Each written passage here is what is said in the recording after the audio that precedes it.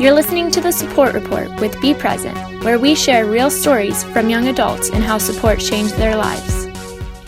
Thanks for tuning in to another episode of the Support Report with Be Present. I am your host, Justin Peters, and our goal on this podcast is to bring you the stories that hopefully help illustrate the unique struggles that young adults battling cancer experience and how the right support could go a long way in transforming this experience.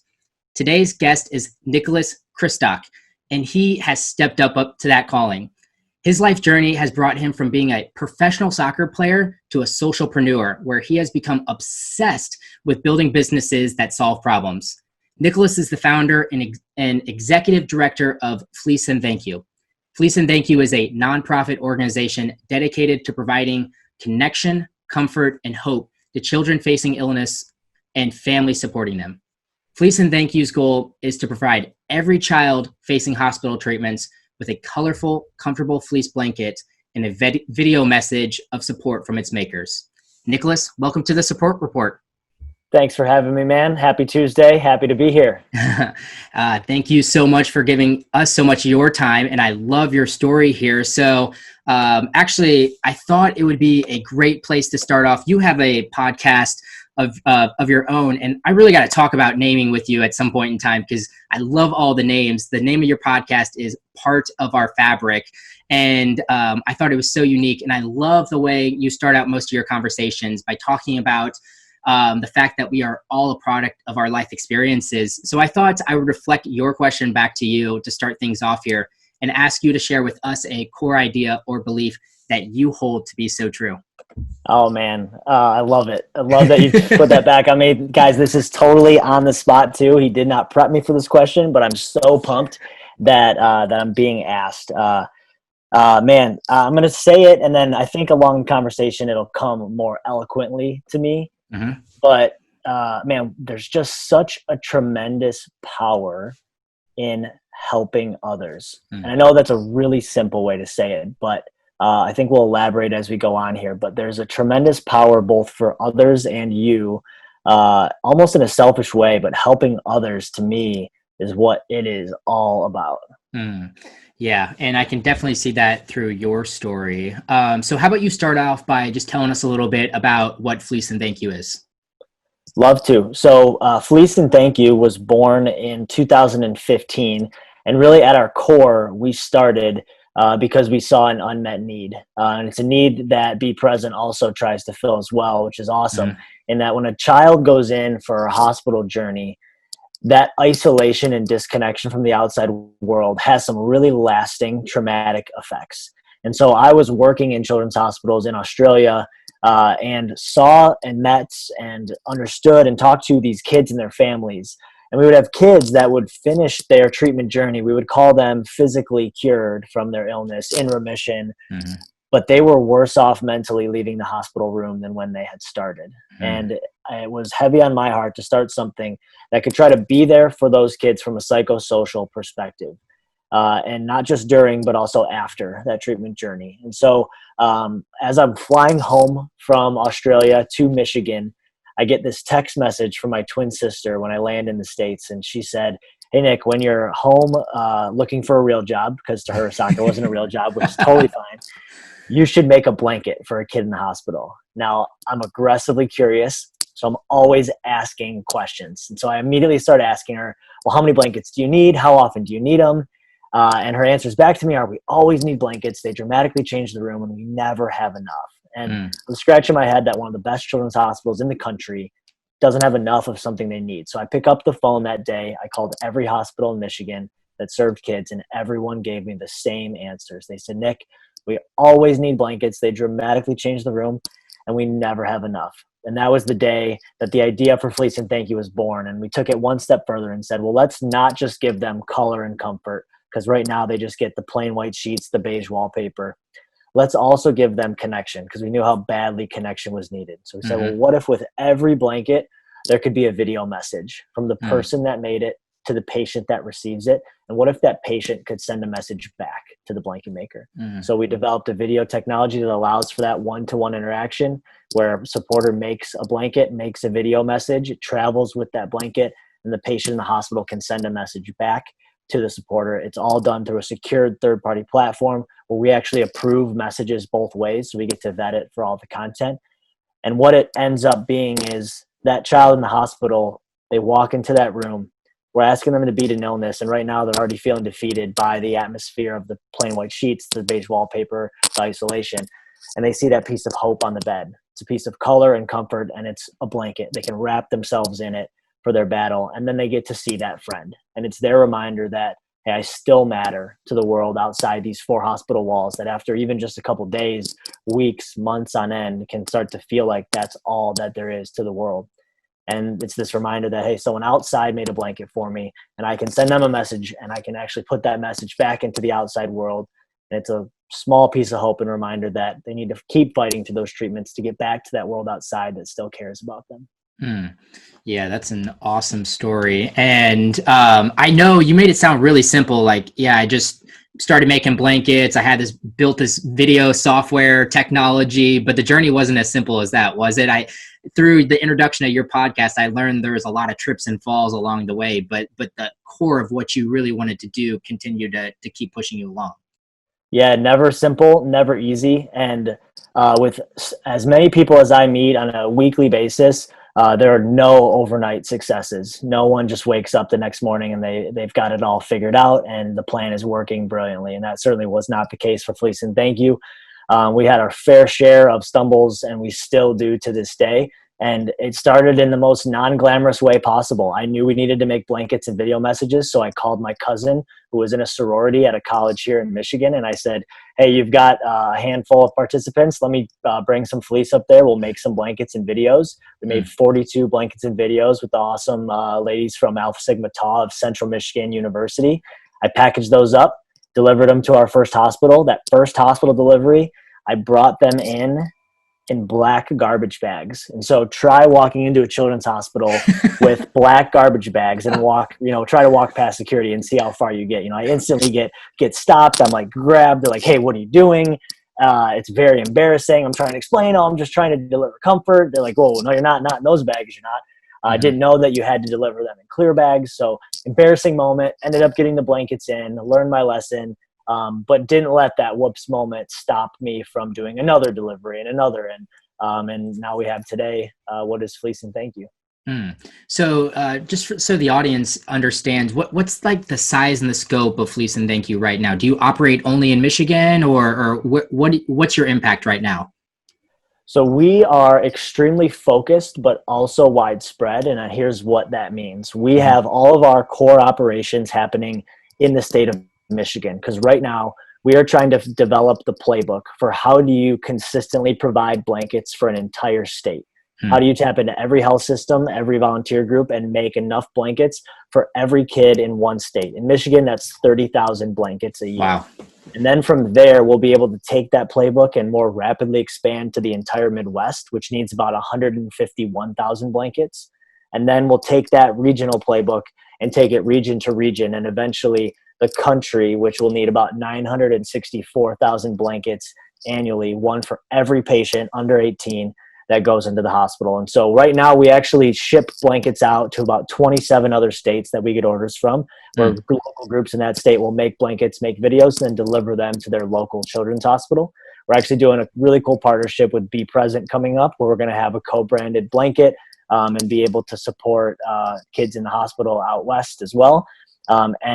But we're really focused on that Michigan playbook, because we know if you can spend time and get the playbook for a state, then you can more quickly really blanket all the rest of the states. I like that. That's fun.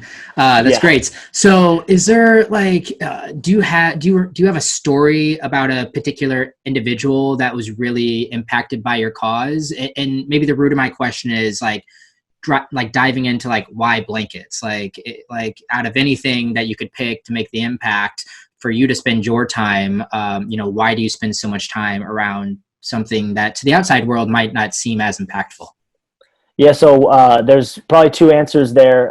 Why blankets? And then do we have a kind of a special, cause or person that, is part of the story, and definitely yes to both. So blankets, two reasons. One, because of that conversation with my sister. who just, messaged me and chose to talk about blankets. And then 2, just recognizing that, man, a blanket is like such a universal item. And whether you're 3 or you're 33 or you're 333, there is something special about a blanket that transcends the ages. And even on your worst days, when you come home to wherever it is you call home, wrapping yourself up in your favorite blanket makes you feel better, no matter how old you are. And so it's different than a toy, than a coloring book, things of that nature, in that it's universal across the age groups. And it's something that just makes you feel so protected. And so if we can change the room, that one small part of the room, with that item that is part of their bed, that they take with them, that they take in and out of the hospital after that they have when they're 5, when they're 15, when they're 25, and so on, that never breaks. Then we've created something really, really, really special. One of our families put it way more eloquently than we could ever say it. They told us that the blanket to them is a vessel, and it's a vessel that's captured their tears in the worst moments. It's captured the highest parts of their journey. And even in some cases where kids aren't fortunate enough to make it past the hospital journey, then it's a vessel of memories that the family keeps forever. And so it's a really, really special item that is so simple yet game changing. One patient in particular that probably sticks out is an awesome young female named Hannah Thomas, a high schooler who was diagnosed with brain cancer, went through a brain cancer journey, received a blanket in the hospital. And while she was still going through treatment, she said, "This is so great that I got this blanket in this video. I want to give this to other kids." So she did a small blanket making event with her friends, was able to make 25 blankets that then went to future patients. She didn't stop there. She said, "This isn't good enough. I want my whole city to make blankets." She then put on an event that is now happening for the 4th year in a row. And she's raised over 1,000 blankets for kids in the hospital. Wow. Only going to keep going. And so it's so inspiring that here's someone who's gone through the worst of the worst, felt that comfort, and now is just so supercharged to make sure that all of their kids feel that same comfort that she did. That's so cool. That's such a cool story. I'm curious with, you mentioned that we have a similar mission in terms of connection, and, we bring that through our technology tool and letting the outside world know. You bring in with this video message. Was the video message always part of the fabric that you had for the idea for the blanket, or when did this come up? Yeah, from day one, the video message was part of it. I had worked with a charity in Australia that was a homeless outreach charity, and we had homeless friends screen pressing shirts that we were then selling as a donation. And then on the shirt, we'd have a little tag where the homeless friend would write their name that they screen pressed this shirt. And that idea stuck with me. And as I'm thinking about this blanket thing, my sister sends the text. I'm like, cool, how can we give that connection? I said, well, it's 2015 at that point. Man, there's got to be a way to do this video message thing. And so we did it in a really, really segmented way at the start, where we'd go to these events. I would literally bring, I'm not kidding you, man, like multiple Nokia cameras. And then I would just hand these cameras out, and I would say, okay, if you've got a phone, if you don't, here's a camera. Take a video with your blanket, and then everybody just text or email me your videos after the event. Wow. So I get all these videos after the event. Every blanket would have this paper tag attached to the ribbon. I would come home. I would put all those videos onto my computer. I'd take them all individually, upload them to YouTube. And then I'd play Find the Blanket, where I had to find Justin's blanket and his green blanket. And then I'd make him an individual webpage of fleeceandthankyou.org/Justin123 that I'd email Justin that webpage and say, "Hey man, thanks for making your blanket at the event today. Here's your personal video page." And I'll send, you'll get notified when a patient responds. That tag would have an email, my email, that a patient could send a video message back to. I would know what code it came from. I'd look up on the short code list. Okay, that was from Justin. Cool. I got to go to Justin's page, repeat the process, upload the video to YouTube link onto the page, send Justin an email. "Hey, Justin, you've got a thank you message on your blanket. Check it out here." He goes to the page and he's like, "Oh, that was easy. That's pretty cool. I got to see you got my blanket." Not knowing that each one was multiple hours of work. Well, it sounds like you definitely simplified the process, at least for yourself. And that's awesome, because I love to see that you're scaling up with your operation. I would also love to talk a little bit about your personal experience, working in these hospitals, both early on whenever you're in Australia and now through Fleece and Thank You. What is something that you've learned about supporting adolescents and young adults battling illness that maybe you didn't necessarily understand, before you spent so much time in hospitals? Yeah, big one. And I live my life in analogies. So I'm going to go to an analogy for it is, we all carry around a suitcase, and this suitcase it's different weights for people. It's got different things inside, but our experiences have either put or taken things out of this suitcase. And it's not often that we stop to check the contents of our suitcase, the baggage that we carry every single day, the good and the bad. When a child goes through a hospital experience, that's one of a variety of experiences that are traumatic in multiple ways. And things get added to this suitcase. And if we don't do our job as supporters to both explain how you open that suitcase, let's talk about what's inside that suitcase, and hey, let's see if maybe there's things in there that we can get rid of or move on from, so that's a lighter suitcase to carry every single day. Then they're just going to end up carrying the same heavy one if we can't do those things. And so both the wide spectrum of trauma as well as just kids in the hospital has taught me so much about how we talk about that suitcase, how we help open that suitcase, and how we identify the things that they can themselves take out of that suitcase or add in a good way. Totally makes sense. Yeah, and it's a tough conversation. I mean, that is the battle that we are, as Be Present, we're trying to come full steam with. We are really supporting the supporters, and I think that's just as tough whenever there's a disconnect. They don't necessarily know how to interact with somebody that just yesterday they had this relationship with, and now their relationship is 180. And that conversation, what does that look like? And I'm assuming you've had a ton of experience with that, and at least your blankets can bring a start to that conversation. Someone walking in and asking about the blanket and how are things going. I think it's a great parallel.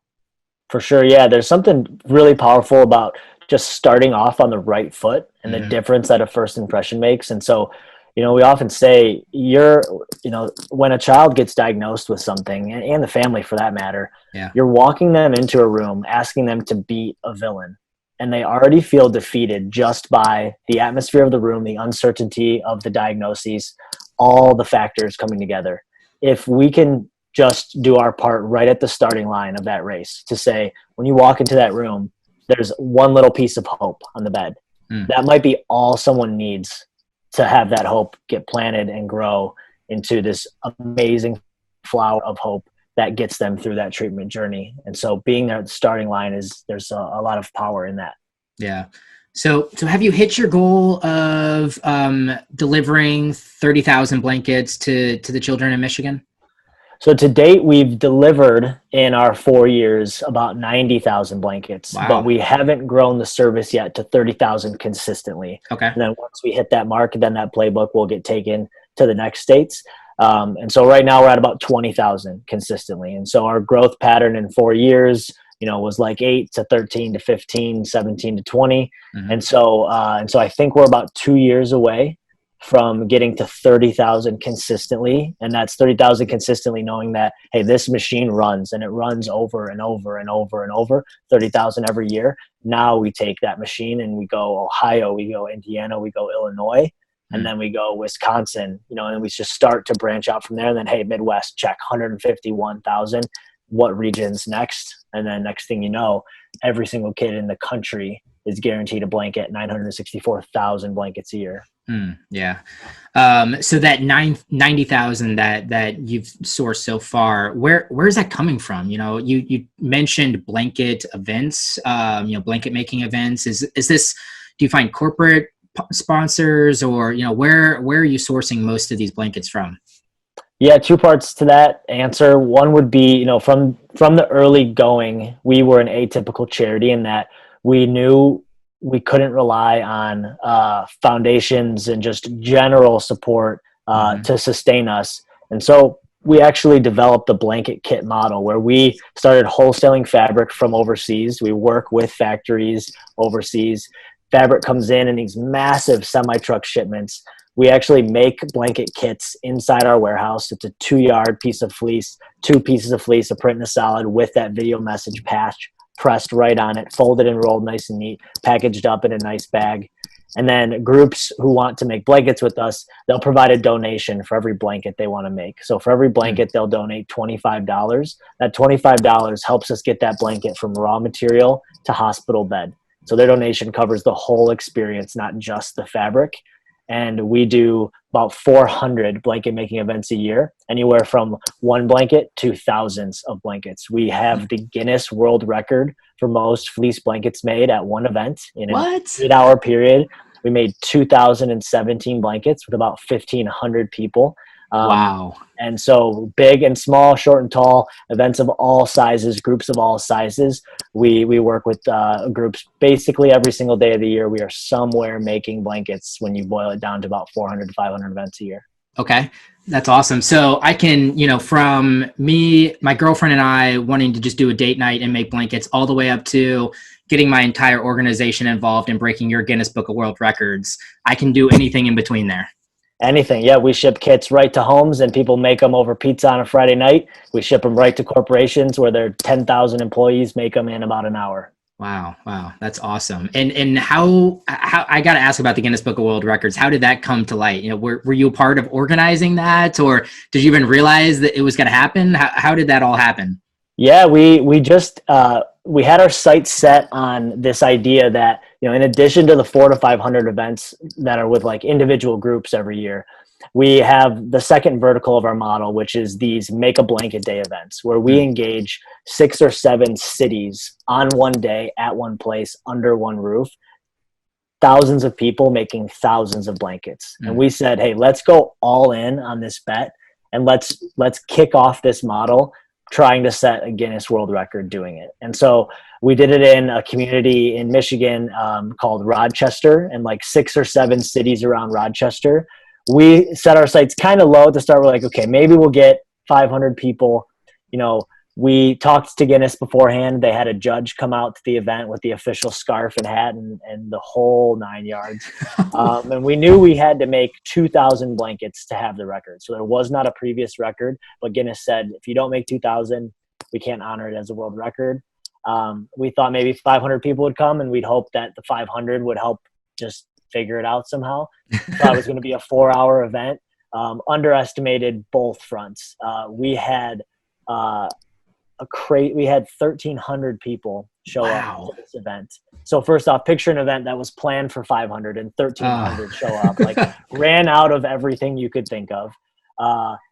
In addition to that, 1,300 people is a lot of people, but it didn't they weren't moving as fast as we thought.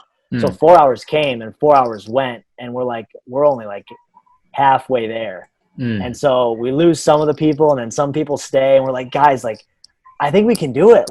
I still think we might be able to break it. Let's hustle.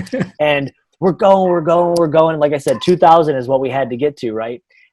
It got to we had from 12 o'clock to 8 o'clock, right? Got to about 6:30, and we're at 1,900 blankets. And so I'm like, okay, we can do this. As I'm saying we can do this, I'm talking to the Guinness judge. She's just checked in with me and told me we have 1,900.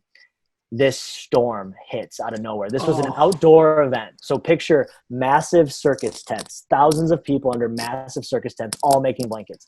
This storm hits. It goes from 0 to 100 like that.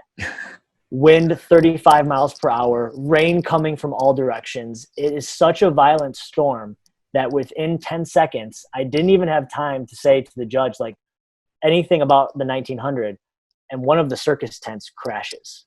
A huge 40-foot metal poles holding this up. It collapses because of the wind.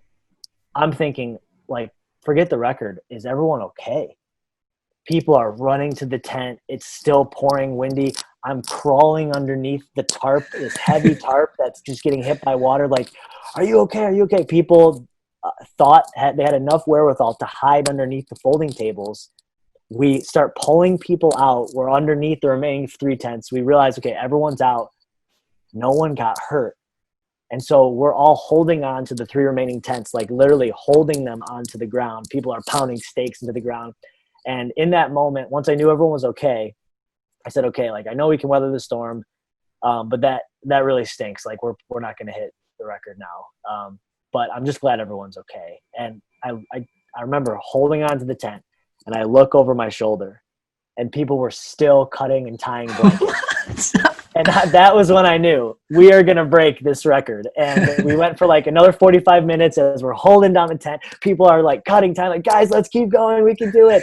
And it was so poetic. Like the storm passes, the clouds part, the sun comes out, and the Guinness judge says, you guys did it. 2017 blankets. We stopped early because we're like, yo, like, we're not pressing our luck anymore. We've got the record, 2017. It's like 7:15. Let's call it good. Thank you all for sticking around and risking your life to set this world record. It was, to date, I think the coolest thing I have ever been a part of. Yeah, that is awesome. I'm so glad I asked about that story. That is a lot of fun. Nothing comes easy, it seems like, to you. You're always battling some kind of issue. And I'll tease something for your podcast too. Your rent experience moving from one building to where you are now was such a fun story. I encourage everyone to go and check that out. You know, part of our fabric. I thought that story was fun. But a story that I want, as we're concluding this conversation, to talk about, and as we move towards, how can people get involved? I'd love for you to tell just a little bit about, I believe the 2 individuals was Amy and Mary Beth, correct? Yes. I would love for you to tell the story of these 2 volunteers and what the conclusion was here. Oh yeah, one of my favorite stories to tell, in addition to the one that we just told. So I'll often get asked, what's one of the coolest moments you've had at Fleets and Thank You? And so many people are expecting that answer to be about a patient in the hospital. And there are tons of amazing, amazing stories of patients in the hospital, like a Hannah Thomas that I mentioned, and tons of others. But one of the coolest stories is actually about our volunteers. So Fleece and Thank You. I'm a product of a university here in Michigan. And so one of the first places I went back to do blanket making events was at the university. We're making blankets at this university. People are just walking in, getting to learn more about us, helping make blankets. And this lady named Amy walks in. She's really quiet, but she's just helping make blankets. And I'm just kind of like talking to her, getting to know her. She shares that she had recently beaten brain cancer. She had gotten a blanket in the hospital. She was so happy to be giving back. And she said, hey, here's my email, keep me up to date with everything. And so we kept her up to date. We just would always message to her when we had volunteer events. A couple months later, we found some warehouse space to use for free. And we, for the first time, put out a call for anyone who wanted to volunteer at our warehouse. No one decided to volunteer at our warehouse, but we just kind of kept it out there. And we get this Facebook message one day from a lady named Mary Beth. And she said, hey, I'd like to just come and volunteer. I'm looking for something to do. And so she came and volunteered. And maybe she's missed 5 days since then in 4 years. Wow. She just kept coming back. And then we asked her, after a while, how did you hear about us? Why you messaged us on Facebook? You had to hear about us somewhere. She goes, oh yeah, I was at the library and I was talking to someone and they mentioned you. So I looked you up, and we just always joke oh, I wonder who you're talking to. And she's like, I don't know. I've never seen her again. She must've just been an angel or something. And yeah, she's probably not real. And just always kind of joked about this person who didn't exist in our eyes, that we were just never going to meet. The whole time we're keeping both Amy and Mary Beth involved with opportunities, but Amy did a lot of events out in the public. Mary Beth was all warehouse. Mm-hmm. One day we're in the warehouse, we're cutting fabric, and I'll never forget it because I'm across the table from Mary Beth and we're cutting. Face goes white as a ghost, stops cutting. She's looking at the door, and I turn and look at the door, and I was like, oh, Amy's here. Amy, how's it going? And I'm like, oh, Amy, got it. You say hi to everyone. And then, Amy, this is Mary Beth. Mary Beth's just not talking, and Amy's just not talking. And I'm like, you guys know each other? Mary Beth's like, this is the lady from the library. Wow. And that was just so crazy because, if we had hours and hours of more time just to tell you all of Amy's story and what she's gone through beating cancer, and Mary Beth's personal journey in losing a child, and how special blankets are to her, and how much purpose she's found through being with Fleece and Thank You for both women. For those paths to cross like that is, it sends chills down your spine of just, affirming that things happen for a reason. Oh, yeah, that is such a cool story. I'm so glad. Like, that is like, I read that, I think, in an interview of yours, and I'm like, I got to ask about this story, No, I just because appreciate you it's asking. so cool. Yeah. And I love that. So, and as we kind of wrap things up here, if people resonated with your story, with Fleece and Thank You's mission, how can they get involved? What's the best way? How can they order a kit, or is there anything else that you're looking for if somebody really wanted to help out? For sure. Well, we are, like I said, atypical for most charities, and that we love our supporters to get hands-on. So I encourage everyone, if this is a cause that is close to your heart, head to fleeceandthankyou.org, order a blanket kit. Order just one blanket kit. We'll ship it right to your home, and just make a blanket and a video for a kid in the hospital. We get that blanket back. It goes into the children's hospital. And a couple months later, you get a video message from a patient that got your blanket, and you get to hear from them, learn their story. And so just always looking for folks to make blankets wherever you are in the country. And we ship globally as well, if you can believe that. It's crazy, but this effort of comforting kids is going to take a village, but there is a village of people out there who want to support. And so fleeceandthankyou.org is one of the many awesome ways that you can do that. That's awesome. I appreciate you. And I'm going to hand things over to you here at the end. Any parting words, particularly to supporters? Supporters are the ones that are listening right now. What would you give them with if you had 30 seconds to just give some advice, or to lend some of the things that you've learned over the years? What would you say? I am going to use this 30 seconds to go back to the luggage analogy. And so I encourage all supporters of someone going through something. We all carry a bag with us every single day. And being a good friend, being a good support system, is you doing your job to make sure that you are there for someone who needs to learn how to open that luggage, who needs to learn how to talk about the things inside that bag, and who might need help carrying that bag from time to time. And that is the best thing that we can do as a supporter. Awesome. Well, thank you so much for giving us your time, Nicholas. I hope that some people resonated with your story, and that one day you'll hit that 962, did you say? 964,000. 64,000. There we go. I can't wait to see whenever that happens. Thanks so much for coming on the support report, Nicholas. Pleasure's mine. Thank you, man.